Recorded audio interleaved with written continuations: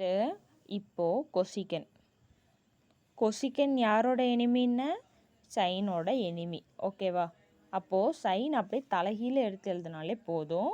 எல்லா நம்பரும் 1ஆல் டிவைட் செய்யப்பட்டிருக்குமா? அப்போது 1/0 நாட் டிஃபைன்ட். கரெக்டாக?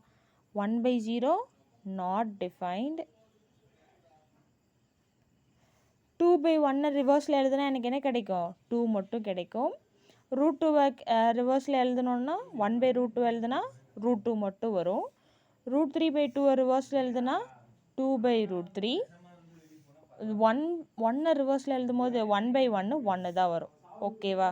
சீக்கனுக்கு இது நீங்கள் அப்படியே ரிவர்ஸில் எழுதினாலும் பிரச்சனை இல்லை.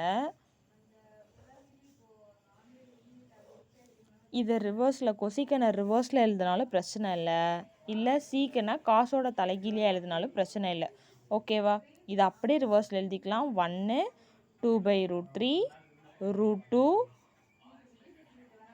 2 நாட் டிஃபைன்.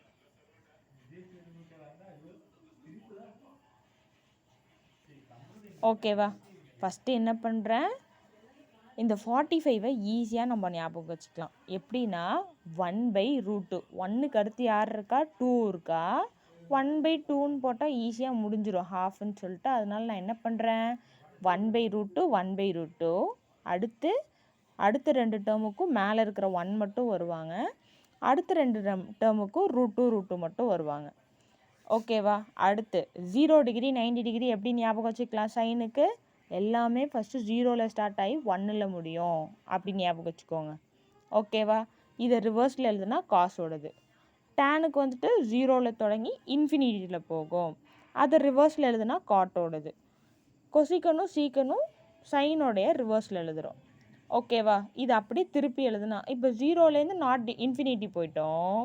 அடுத்து இன்ஃபினிட்டி டு 1ன்னு போடுறோம். அப்படி வேணால் ஞாபகம் வச்சுக்கோங்க. ஓகேவா? புரிஞ்சிருக்குன்னு நினைக்கிறேன். ட்ரிக்னோமெட்ரியோட angles value. Any doubt comment me.